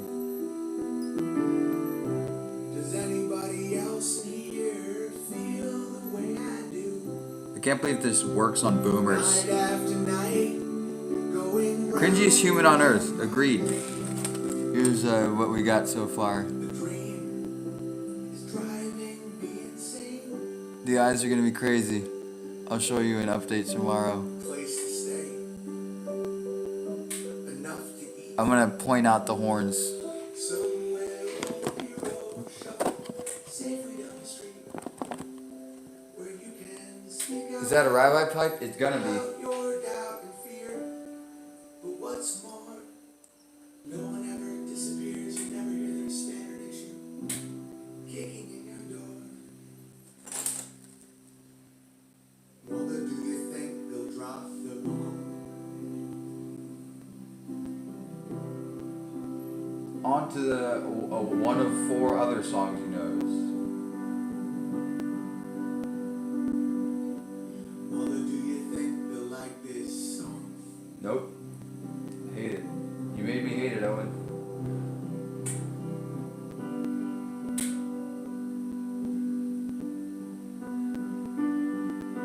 Mother, do you think they'll try to break my balls?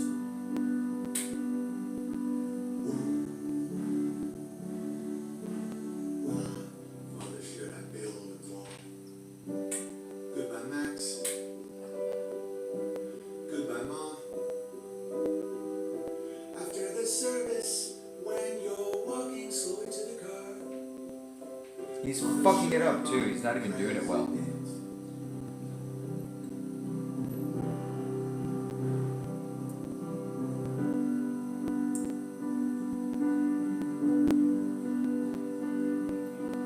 Mother, should I trust the government?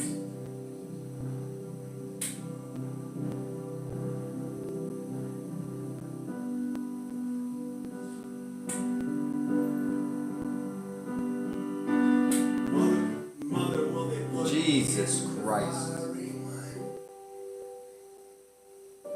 This is disrespectful. Is it just a waste of time? Floating down through the clouds.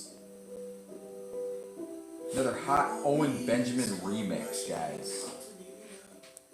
Thank God. But in the space between the heavens and the corner of some foreign field,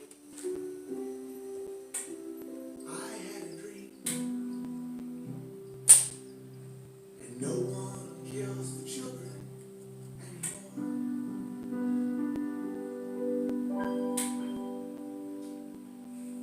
Cringe. So much cringe. BB, BB, it's so great. I'm crying. Oh my God. Life is the hardest working man in show business. It's hilarious. Well, I just wanted to jam on the piano with you guys for a bit. I know I don't always get to, and I just felt like it. I was working in the rain a lot. Everybody's happy in my house. Everyone's going to sleep. So let's play some tunes. I love how Owen drops hints about lyrics and lets us feel smarter by digging into it. I mean, is it just a waste of time? Is the real question, Mother. It's like all these questions, like, just if you analyze the song, it's like, Mother, do you think they'll drop the bomb? No. There's no bomb.